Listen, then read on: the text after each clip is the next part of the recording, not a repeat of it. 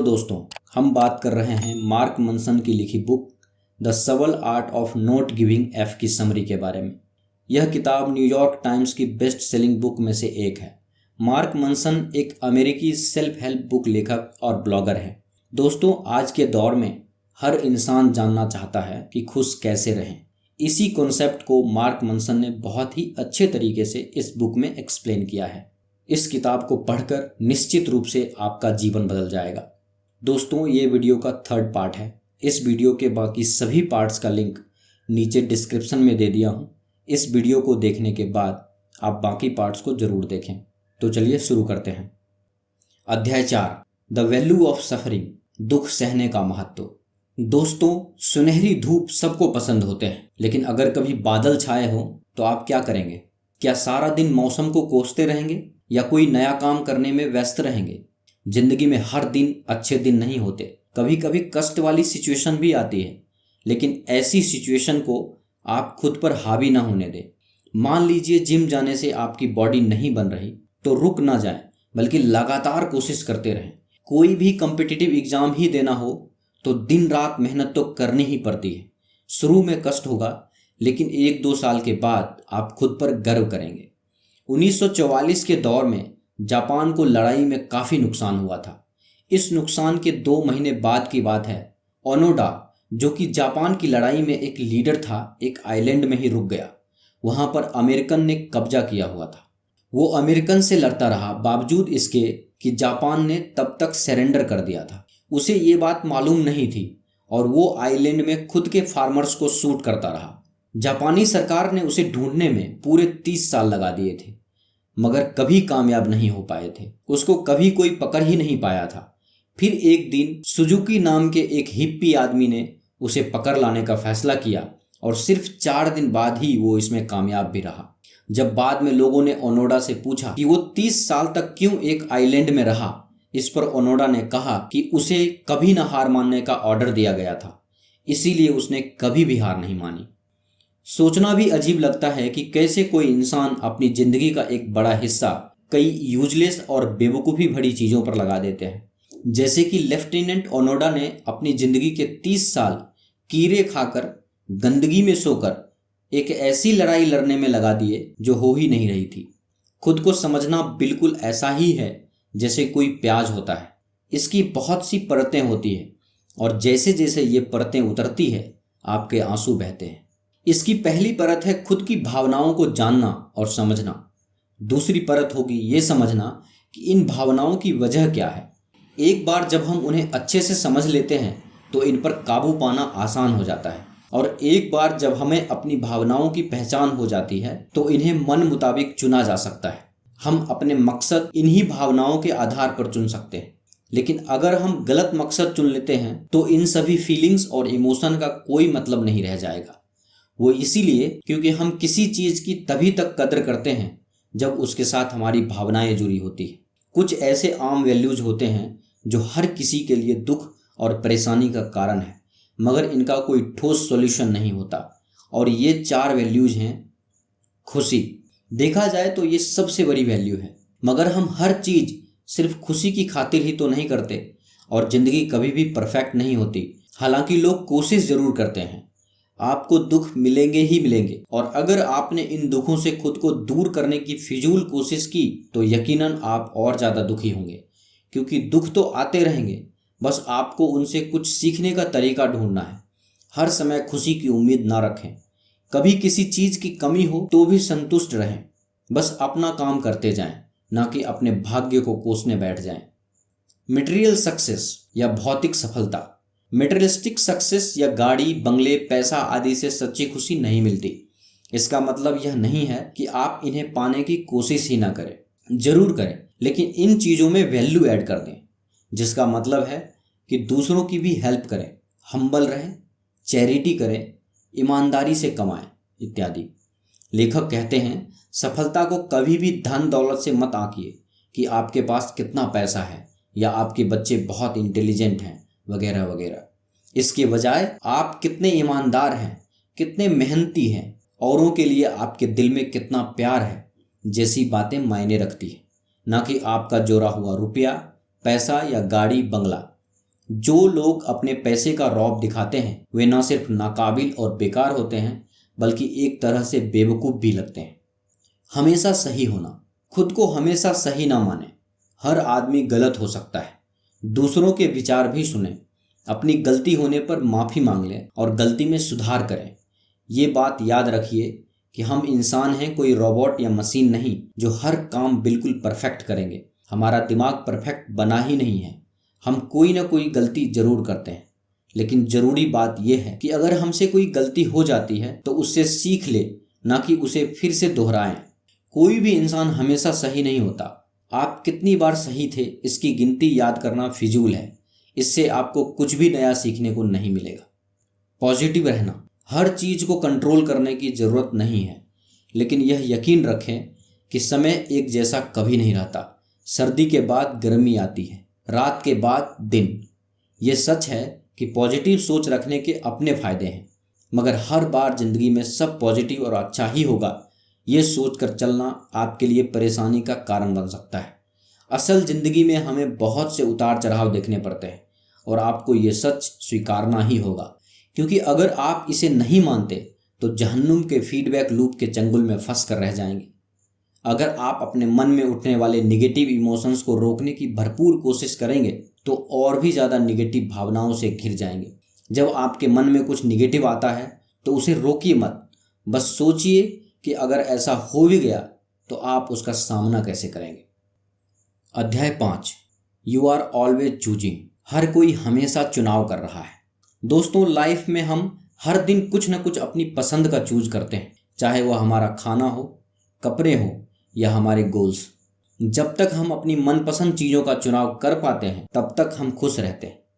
लेखक कहते हैं कि जीवन में हमें ऐसे मुकाम तक पहुंचने की कोशिश करनी चाहिए जहां हम अपने पसंद का काम और हम अपनी पसंद की चीज़ का चुनाव कर सकें और उससे अपना ही नहीं दूसरों का भी भला हो सके। कई बार हमारे माता पिता अपने सपने की जिम्मेदारी अपने बच्चों के कंधे पर लाद देते हैं। ऐसे में बच्चे अपने माता पिता के सपने को पूरा तो कर लेते हैं मगर अंदर से असंतुष्ट रहते हैं। वे सारी ज़िंदगी दुखी रहते हैं क्योंकि उनके अंदर से ये आवाज़ आती रहेंगी कि मैं अपनी पसंद का काम नहीं कर पाया। ऐसी बुरी स्थिति में आपको अच्छे काम का चुनाव करना आना चाहिए। अगर आप हेल्दी और फिट होना चाहते हैं तो आपको कुछ ही समय में सफलता नहीं मिल जाएगी। निराश होने की जगह आप सही चुनाव कर सकते हैं, जैसे कि डेली 20 मिनट एक्सरसाइज का चुनाव या अनहेल्दी या बाहर की चीज़ें नहीं खाने का चुनाव। आपको हार नहीं माननी है, सिर्फ सही चुनाव करना है। अमेरिकन फिलोसोफर विलियम जेम्स अपनी ज़िंदगी से काफ़ी परेशान रहते थे। क्या क्या परेशानियां नहीं थी उन्हें। आँखों की बीमारी, कम सुनने की बीमारी और बाकी और भी कई जानलेवा बीमारियों से वे जूझ रहे थे। इन बीमारियों की वजह से उनका ज़्यादातर जीवन घर में ही बंद होकर गुजरा। उन्हें पेंटिंग का बड़ा शौक था तो वो सारा दिन पेंटिंग बनाया करते थे। हालांकि किसी को नहीं लगता था कि वे अच्छी पेंटिंग बना सकते हैं। उनके पिता ने उन्हें मेडिकल स्कूल में दाखिला दिलाने के लिए क्या कुछ नहीं किया, मगर वे सब कुछ छोड़कर अमेज़न की जंगलों में अभियान पर चले गए। हैरानी की बात तो ये थी कि उनकी सेहत ने भी उनका साथ दिया, लेकिन फिर उन्हें स्मॉल पॉक्स हो गया जिससे वे मरते मरते बचे। उन्हें अपना अभियान बीच में ही छोड़ना पड़ा।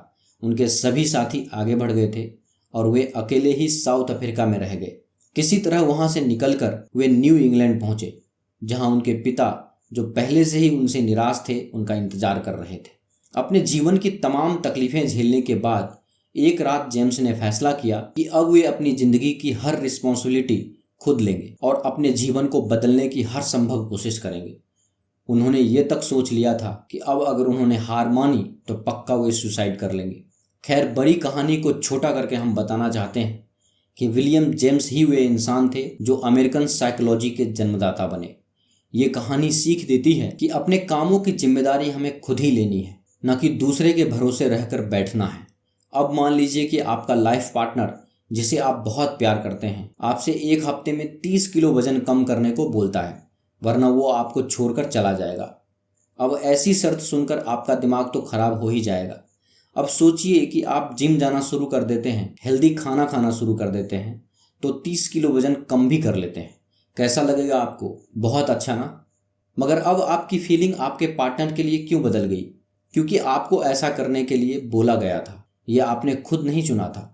मगर जब आप चीज़ें खुद अपनी मर्जी से चुनते हैं तो पूरी जान लगा देते हैं, फिर चाहे कितनी भी मुश्किलें क्यों ना आए। और उन मुश्किलों से गुजरकर आप बहुत अच्छा महसूस करते हैं। इसीलिए अपनी परेशानियां भी खुद ही चुनिए, क्योंकि जिंदगी में कोई भी समस्या कब और कैसे आ जाए कोई नहीं जानता।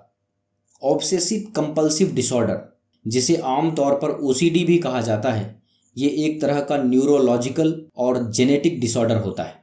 इस बीमारी का कोई ठोस इलाज अभी तक नहीं मिल पाया है, हालांकि इसे कुछ हद तक मैनेज किया जा सकता है। तो जो लोग इस बीमारी से जूझ रहे हैं वे कैसे इस बीमारी को मैनेज करते होंगे? इसका जवाब है अपने विचारों को बदलकर। जो लोग बैक्टीरिया के डर से सारा दिन हाथ धोते रहते हैं, उन्हें सीखना होगा कि हम चाहे जो कर लें, बैक्टीरिया हमेशा हमारे आसपास रहते हैं। इन्हें पूरी तरह से नहीं हटाया जा सकता। कुछ और लोग जो इस तरह से कि उनका परिवार मर जाएगा अगर वे सावधान नहीं रहेंगे, उन लोगों को ये समझने की ज़रूरत है कि मौत एक दिन सबको आनी है। जो जन्म लेता है वो एक दिन मरता ही है और वे इसे किसी भी सूरत में रोक नहीं सकते। बजाय एक ही विचार में उलझने के जिंदगी में और भी बहुत कुछ मीनिंगफुल किया जा सकता है। ऐसे विचार आते हैं तो आने दें, उन्हें रोकिए नहीं, मगर अपने विचारों की दिशा बदलने की कोशिश कीजिए। ऐसे लोग जिंदगी से उम्मीद खोने के बजाय इन विचारों के साथ जीना सीख लें तो अपनी जिंदगी बेहतर बना सकते हैं। अध्याय 6, you are wrong about everything but so am I. आप हर चीज में गलत हो सकते हैं और मैं भी। अधूरी यादें अपने आप में एक मुसीबत है। आप किसी चीज पर पूरा यकीन रखते हैं पर वो बात झूठ निकलती है, क्योंकि वो एक झूठी याद होती है जो आप अपनी यादों में समाये रहते हैं। गलतफहमी का शिकार इंसान अक्सर बनता रहता है। हमारी बहुत सी धारणाएं गलत होती हैं, जिससे हमें समझना चाहिए। उदाहरण के लिए मेरेडिथ मारन, जो एक लेखक और जर्नलिस्ट थी, एक बार उन्होंने आरोप लगाया कि जब वो बच्ची थी तो उनके पिता ने उनका बलात्कार किया था। उन्हें अचानक से एक दिन ये बात याद आई, मगर इस बात से उनकी फैमिली लाइफ बर्बाद हो गई और सालों बाद सच सामने आया कि ये महज उनके मन की एक कल्पना थी। ये बात बहुत पुरानी नहीं है, जब साइंटिस्ट माना करते थे कि आग दरअसल फिलोगिस्टन नाम की चीज से बनती है और औरतों को लगता था कि कुत्ते का पेशाब चेहरे पर मलने से वे सदा जवान बनी रहेंगी। कई बार लोग प्यार में पड़ जाते हैं। जब आप किसी चीज से प्यार करते हैं तो सारी जिंदगी उसके साथ बिताने के सपने देखते हैं। ऐसा लगता है कि शादी के बाद वे हमेशा साथ रहेंगे और उन्हें सारे जमाने की खुशियां मिल जाएगी। लेकिन सबको पता है यह सिर्फ एक धारणा है।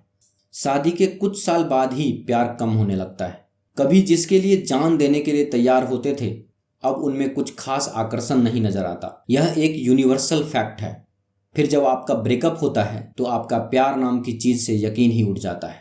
लेकिन आप इसके बावजूद समय बीतने के साथ फिर से प्यार में पड़ते हैं, फिर से किसी के साथ जिंदगी बिताने की सोचते हैं।